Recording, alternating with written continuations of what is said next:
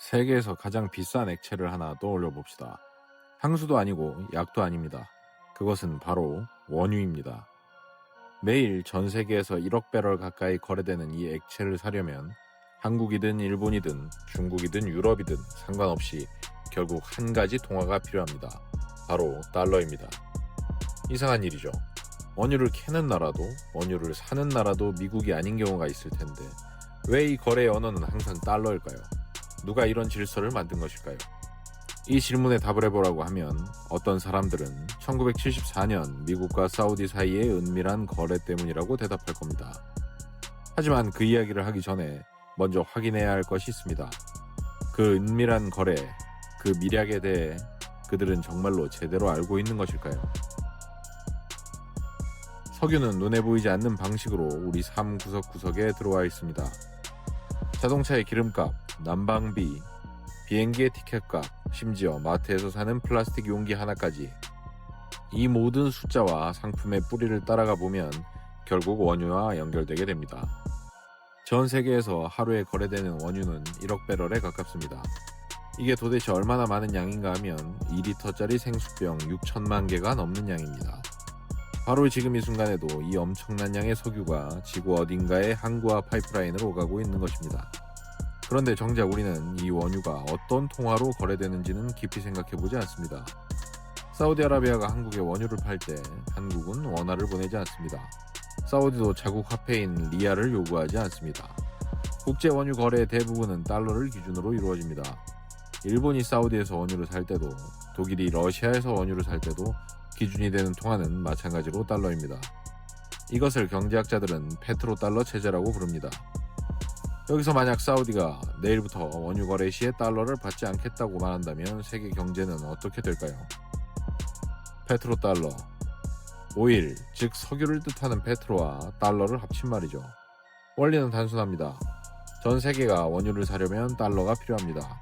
달러가 필요하니 각국은 달러를 계속 보유해야 하겠죠. 달러를 계속 보유해야 하니 달러의 위상은 절대로 흔들리지 않습니다. 그렇게 달러는 금보증 없이도 기축통화의 자리를 굳건히 지킵니다.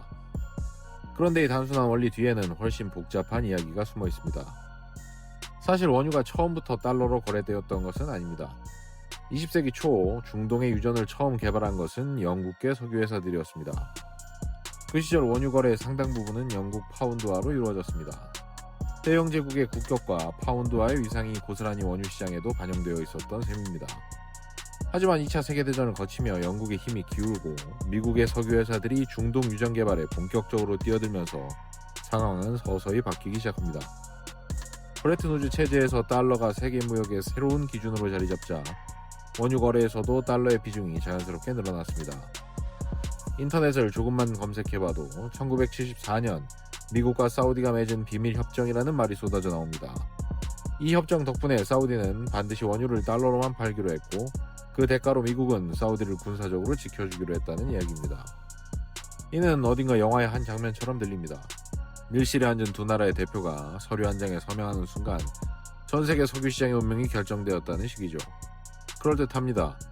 그런데 정말 이런 조약이 그런 형태 그대로 존재했을까요? 이 질문에 답하려면 시간을 다시 1970년대 초반으로 되돌려야 합니다. 브레튼우즈 체제가 막 무너진 직후의 세계로 말이죠. 1971년 8월 닉슨 금태환을 중단했습니다. 달러는 더 이상 금으로 바꿀 수 없는 돈이 되었습니다. 이 결정은 미국에게 숨통을 틔워준 결정이었지만 동시에 새로운 질문을 남겼습니다. 이제 달러의 가치를 무엇으로 지탱해 줄 것인가? 금이라는 닻을 잃어버린 배는 새로운 닻을 찾아야 했죠. 그리고 바로 이 시점에 전혀 다른 곳에서는 또 다른 위기가 자라나고 있었습니다.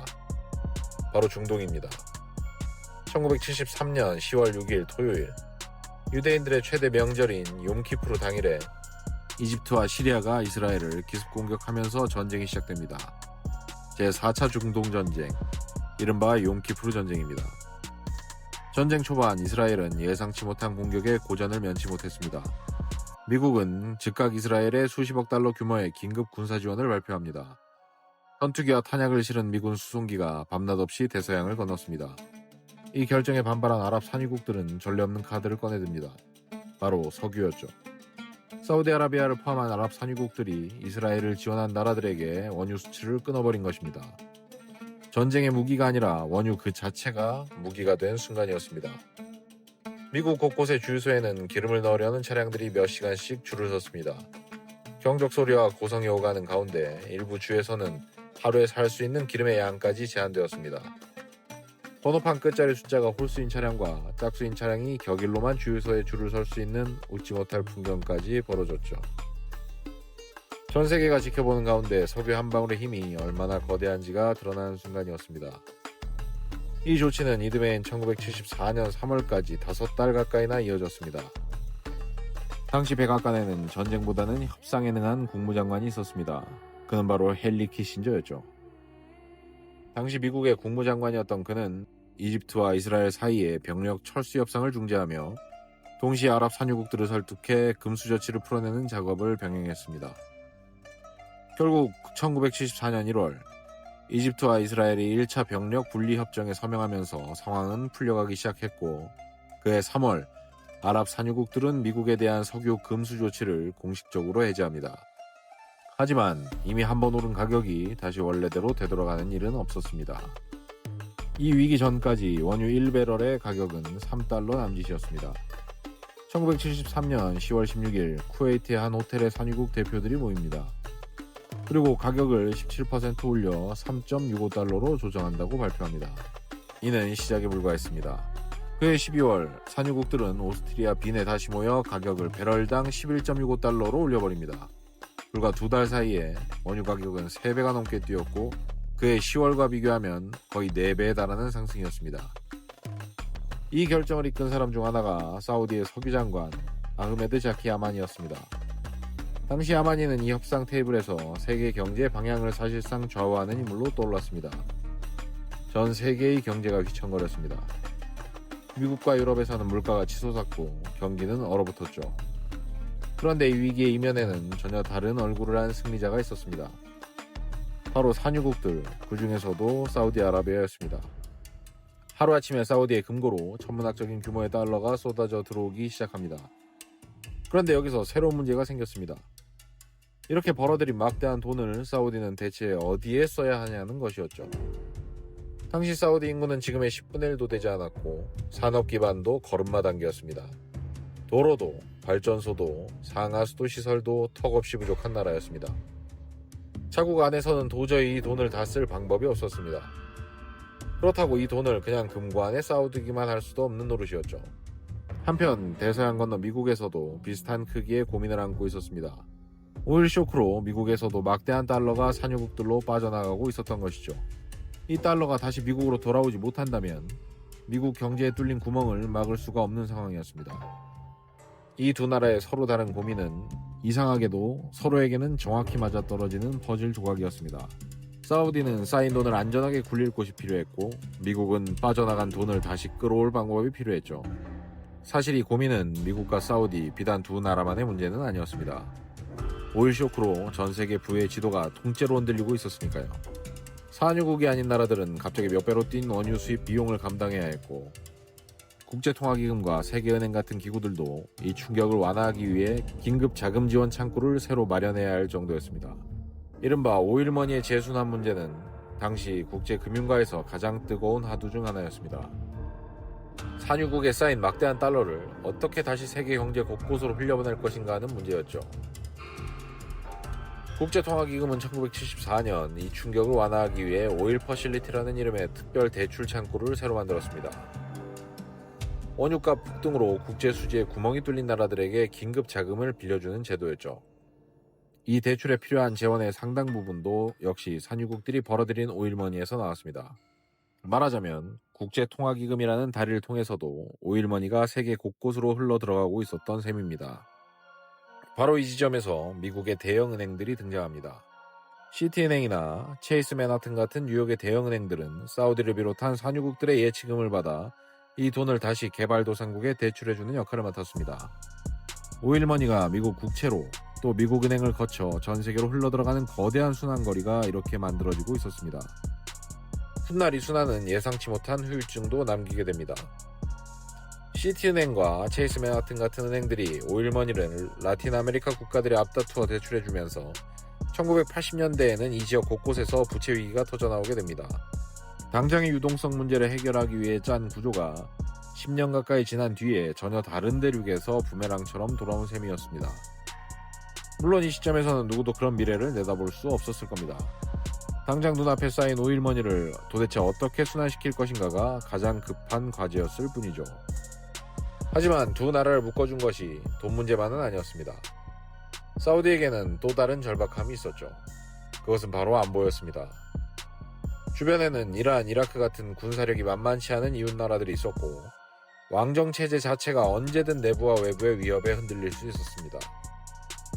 사우디의 국왕 파이잘에게는 미국이라는 강력한 우방이 절실했습니다. 여기에는 미국 쪽의 전략적 계산도 맞물려 있었죠. 당시 닉슨 행정부는 베트남전의 실패를 겪으며 전 세계 곳곳에 미군을 직접 주둔시키는 대신 지역의 우방국에 힘을 실어주고 그 나라를 통해 안정을 꾀하는 이른바 닉슨 독트린을 내세우고 있었습니다. 중동 지역에서는 이란과 사우디아라비아, 이 두 나라가 이 역할을 각자 나눠 맡는 이른바 두 개의 기둥 전략이 채택되었습니다. 미국이 직접 군대를 보내는 대신 이 두 나라의 무기와 자원을 제공해 지역의 안정을 맡기겠다는 구상이었죠. 비록 이 전략은 1979년 이란 혁명으로 이란이 반미 국가가 되면서 깨지게 되지만 이 시기 미국과 사우디의 밀착을 이끈 핵심 전략이었습니다. 사우디 입장에서도 이 구상은 나쁘지 않은 제안이었습니다. 동시에 파이잘은 아랍 세계에서 이스라엘에 대한 분노가 여전히 들끓고 있다는 것도 잘 알고 있었습니다. 미국과 지나치게 가까워 보이는 모습을 국내에 그대로 노출할 수는 없는 처지였죠. 그래서 사우디와 미국의 협력은 처음부터 요란하게 공개되기보다 경제협력, 기술 지원 같은 비교적 무난한 이름표를 달고 조용히 진행되는 쪽을 택하게 됩니다. 이것이 훗날 이 관계 전체가 은밀한 밀약이라는 이미지로 포장되기 쉬웠던 배경이기도 합니다. 실제로는 비밀 조약이 아니라 정치적으로 예민한 사안을 의도적으로 조용히 다룬 외교적 신중함에 가까웠습니다. 미국 쪽 사정도 단순하지는 않았습니다. 당시에 미국 국무장관은 헨리 키신저였습니다. 그는 오일 쇼크로 흔들리는 서방 세계와 중동에서 커지는 소련의 영향력, 이 두 가지를 동시에 걱정하고 있었습니다. 키신저는 1974년 한 해에만 여러 차례 중동을 오가며 이집트, 시리아, 이스라엘 사이의 정전 협상을 중재했습니다. 이른바 셔틀 외교라 불리는 숨가쁜 일정이었죠. 사우디를 미국과 가까운 관계로 묶어둔다면 경제와 안보, 이 두 가지 문제를 한 번에 풀어낼 실마리가 될 수 있었습니다. 1974년 양국은 실무진을 통해 몇 갈래의 합의를 순차적으로 맺어나갑니다. 그해 2월 미국 재무장관 윌리엄 사이먼과 사우디 재무장관 아바 알카일 사이에 기술협력 협정이 먼저 체결됩니다. 그리고 6월 키신저와 사우디의 파드 왕세제가 경제협력위원회 설립에 관한 공동성명에 서명합니다. 같은 달 닉슨 대통령이 직접 사우디를 방문해 파이잘 국왕을 만나기도 했습니다. 여기서 다뤄진 내용은 기술 이전, 인프라 건설, 통계청 설립 지원 같은 산업화 협력이 대부분이었습니다. 미국 대학의 통계학자들이 사우디 정부의 인구조사와 물가지수 작성을 돕기 위해 파견되기도 했죠. 이 두 협정 어디에서도 원유는 반드시 달러로만 결제한다는 문장은 등장하지 않습니다. 그런데 이 협력이 한창 무르익던 1975년 3월 충격적인 사건이 벌어지게 됩니다. 파이잘 국왕이 자신의 조카에게 암살당한 것입니다. 새로운 협력의 틀을 짜놓은 국왕이 미처 그 결실을 보기도 전에 세상을 떠난 것이죠. 하지만 그가 다져놓은 미국과의 관계는 후계자들에게 그대로 이어졌습니다.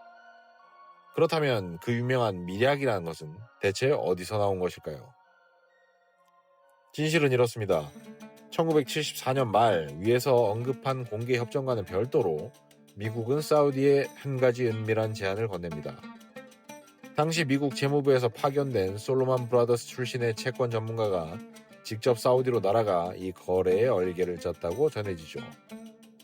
그 내용은 이렇습니다. 미국은 사우디에 군사 장비와 안보 지원을 제공하고 그 대가로 사우디는 원유 판매로 벌어들인 막대한 자금 가운데 상당액을 미국 국채에 투자하기로 한 것입니다. 더 나아가 사우디는 공개 입찰 경매를 거치지 않고 비공개로 미국 국채를 사들일 수 있는 특별한 통로까지 허락받았습니다. 이른바 애드온 경매라 불리는 방식으로 정규 경매가 끝난 뒤 별도로 국채를 배정받는 형태였습니다. 이 정도로 큰 손이 공개 시장에 한꺼번에 들어오면 국채 금리가 요동칠 수 있다는 우려 때문이었죠. 이렇게 쌓인 사우디의 미국 국채 보유량은 이후 수십 년에 걸쳐 수백억 달러의 규모로 불어났습니다. 이 양해는 무려 40여 년 동안 공식적으로 확인되지 않은 채 묻혀 있었습니다. 세상에 이 내용이 드러난 것은 2016년 블룸버그 통신이 정보 공개 청구를 통해 미 국립문서보관소의 문서를 확보하면서였습니다. 당시 특혜성 채권 매입 절차를 둘러싸고 미국 의회 안에서도 우리의 목소리가 나왔다는 사실까지 문서를 통해 함께 드러났죠. 그런데 여기서 정확히 짚어야 할 것이 있습니다. 이 비공개 양해 역시 원유는 반드시 달러로만 판매한다는 법적 구속력을 가진 조항은 아니었다는 점입니다. 실제로 사우디는 이후에도 한동안 영국 파운드화로 원유 대금을 받는 거래를 이어갔습니다. 그러니까 흔히 알려진 것처럼 하나의 문서에 서명하는 순간 전 세계 석유 시장이 달러로 통일되었다는 식의 이야기는 지나치게 단순화된 신화에 가깝습니다. 실제로 일어난 일은 이보다 훨씬 느리고 자연스러운 과정이었죠. 달러는 이미 브레튼 우즈 체제 아래에서 수십 년간 세계 무역의 기준 통화 역할을 해오고 있었습니다. 여기에 더해 1950년대부터는 유럽은행들 사이에서 달러가 자유롭게 거래되는 이른바 유로달러 시장까지 성장해 있었죠. 원유를 사고 파는 상인들 입장에서도 이미 익숙하고 유동성이 풍부한 달러를 쓰는 편이 훨씬 편리했습니다. 여기에 1974년 미국 사우디 협력이 기름을 부은 격이었죠. 사우디라는 세계 최대 산유국이 자신이 벌어들인 오일머니의 상당 부분을 미국 국채와 미국 자산에 투자하기 시작하면서 오일을 팔아 번 달러를 다시 미국에 투자하는 이 순환구조 자체가 달러의 지위를 한층 더 단단하게 다져준 셈이었습니다. 경제학자들은 이 흐름을 페트로달러 리사이클링, 즉 오일머니의 재순환이라고 부릅니다. 한 문서, 한 순간의 미략이 아니라 여러 협정과 자연스러운 관행이 겹겹이 쌓여 만들어진 결과였던 셈이죠. 그렇다면 지금은 어떨까요? 지난 반세기 동안 이 구조는 큰 흔들림 없이 이어져 왔습니다. 국제통화기금이 집계하는 최신 자료를 보면 전 세계 중앙은행이 보유한 외환 보유고 가운데 여전히 57% 가까운 비중이 미국 달러입니다. 원유 거래의 대부분도 여전히 달러로 이루어지고 있죠. 하지만 최근 몇 년 사이 이 오래된 결혼에 새로운 구원자가 등장했습니다. 바로 중국입니다. 중국은 이제 사우디산 원유의 최대 수입국으로 올라섰습니다. 미국이 셰일 혁명으로 불리는 수압 파쇄법을 통해 원유 자금률을 높이면서 정작 사우디의 원유를 가장 많이 사가는 나라는 미국이 아니라 중국이 되어버린 것입니다. 수압 파쇄법이란 모래와 화학물질을 섞은 물을 고압으로 분사해 바위 틈새에서 석유를 추출해내는 기술이었죠. 2010년대 들어 미국에서는 셰일층에서 원유와 가스를 뽑아내는 기술이 빠르게 상용화되었습니다. 그 결과 미국은 불과 10년 만에 세계 최대 원유 생산국으로 올라섰고 한때 중동산 원유에 크게 의존하던 나라에서 이제는 원유를 수출하는 나라로 처지가 바뀌었습니다. 이런 배경 속에서 사우디 역시 미국이라는 단일 고객에만 의존하기보다 빠르게 성장하는 아시아 시장, 특히 중국으로 눈을 돌릴 수밖에 없었죠. 2019년 사우디의 국영 석유회사 아람코는 기업 공개를 통해 세계에서 가장 큰 규모로 증시에 상장하기도 했습니다. 오일머니의 무게중심이 과거보다 훨씬 다변화되고 있다는 신호이기도 했습니다. 이와 함께 사우디의 국부펀드 PIF의 존재감도 갈수록 커지고 있습니다. 한때는 미국 국채를 사들이는 데 그쳤던 사우디의 오일머니가 지금은 전 세계 스타트업과 부동산, 심지어 골프 대회와 게임 산업에까지 투자되고 있습니다. 오일머니가 흘러가는 방향 자체가 50년 전보다 훨씬 다양해진 셈입니다. 2016년 시진핑이 취임 후 처음으로 사우디를 방문했습니다. 그리고 2022년 12월 시진핑은 다시 한번 사우디를 찾아 대규모 정상회담을 갖게 됩니다. 이 방문을 계기로 두 나라의 관계는 단순한 원유 거래를 넘어 기술, 인프라, 투자 전반으로 폭넓게 확장되기 시작합니다. 사우디의 미래 국가 전략인 비전 2030 곳곳에도 중국 기업들의 이름이 등장합니다. 이런 변화 속에서 중국은 꾸준히 위안화 결제를 사우디 측에 제안해왔습니다. 2018년 중국은 상하이에 위안화로 거래되는 원유 선물 시장을 열었습니다. 2023년에는 중국과 사우디 중앙은행 사이에 70억 달러 규모의 통화 스와프가 체결되기도 했죠. 여기까지만 들으면 페트로달러 체제가 곧 무너질 것처럼 들립니다. 하지만 실제 흐름은 훨씬 더디고 훨씬 복잡합니다. 위안화로 원유 대금을 받는다 해도 사우디 입장에서는 그 위안화를 다시 어딘가에 써야 합니다. 그런데 위안화는 아직 달러만큼 세계 어디서나 자유롭게 쓸 수 있는 통화가 아니죠. 중국 정부가 자본의 국경 간 이동을 여전히 강하게 통제하고 환율 역시 시장이 아닌 정부가 결정하는 구조이기 때문입니다. 받은 위안화를 마음껏 투자하거나 다른 통화로 바꾸는 데 제약이 있다면 산유국 입장에서는 위안화를 많이 쌓아두는 것 자체가 또 다른 위험 부담이 됩니다. 게다가 사우디의 리알화는 이미 오래전인 1986년 이래로 1달러당 3.75 리알이라는 비율로 달러에 고정되어 있습니다. 만약 달러 대비 위안화 가치가 출렁인다면 원유 대금을 위안화로 받는 순간 사우디의 실질 수입도 역시 함께 흔들리게 됩니다.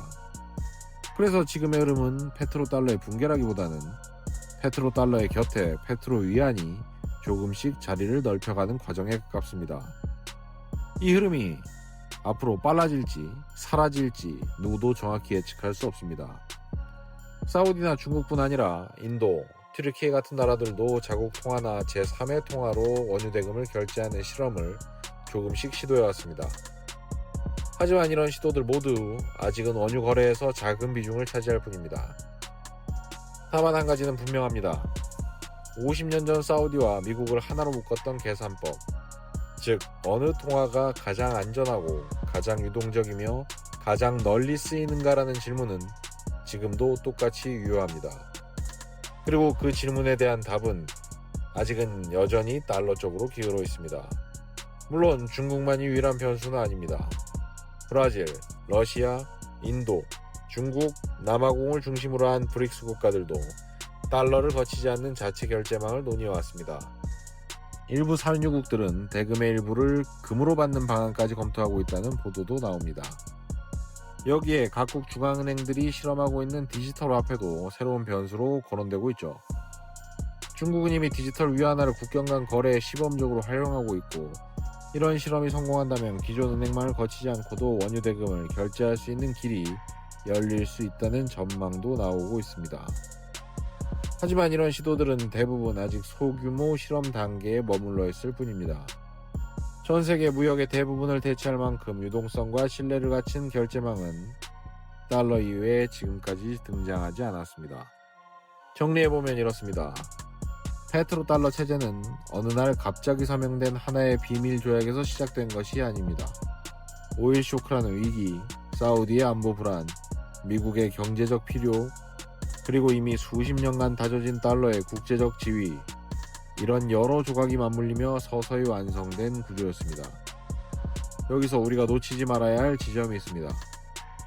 이 체제를 미국의 일방적인 강요로만 보는 것도, 사우디가 아무 대가 없이 당한 것으로만 보는 것도 지나친 단순화입니다.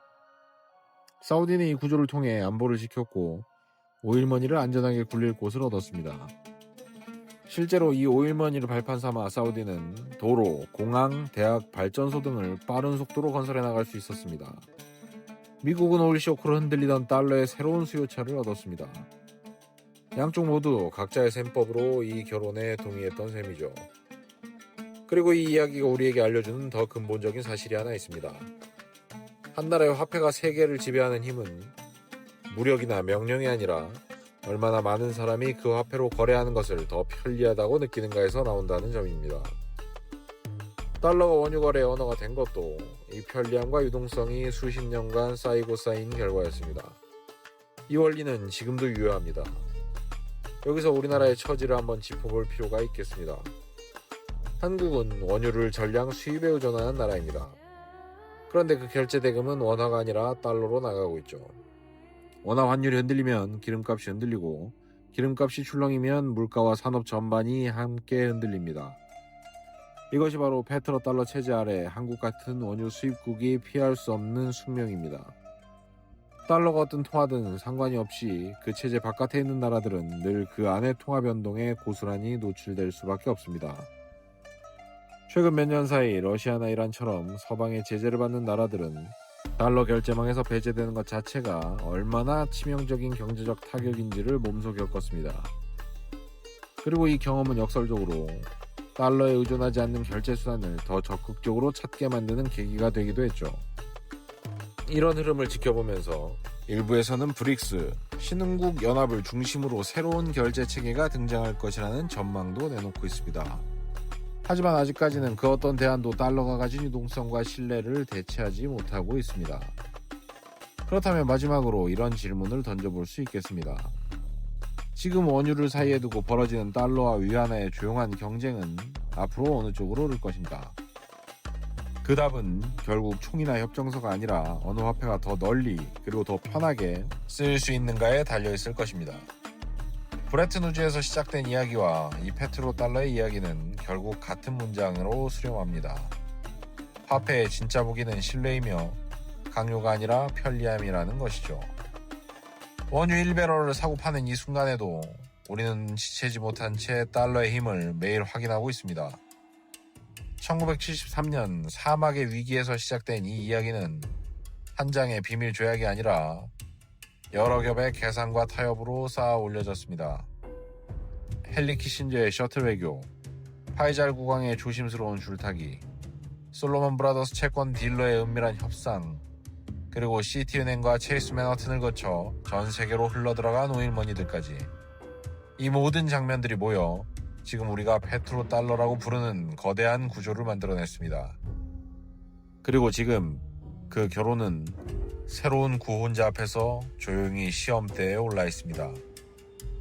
50년 전 사우디가 미국을 선택했던 것처럼 지금 사우디는 또다시 누구와 손을 잡을지 저울질하고 있습니다.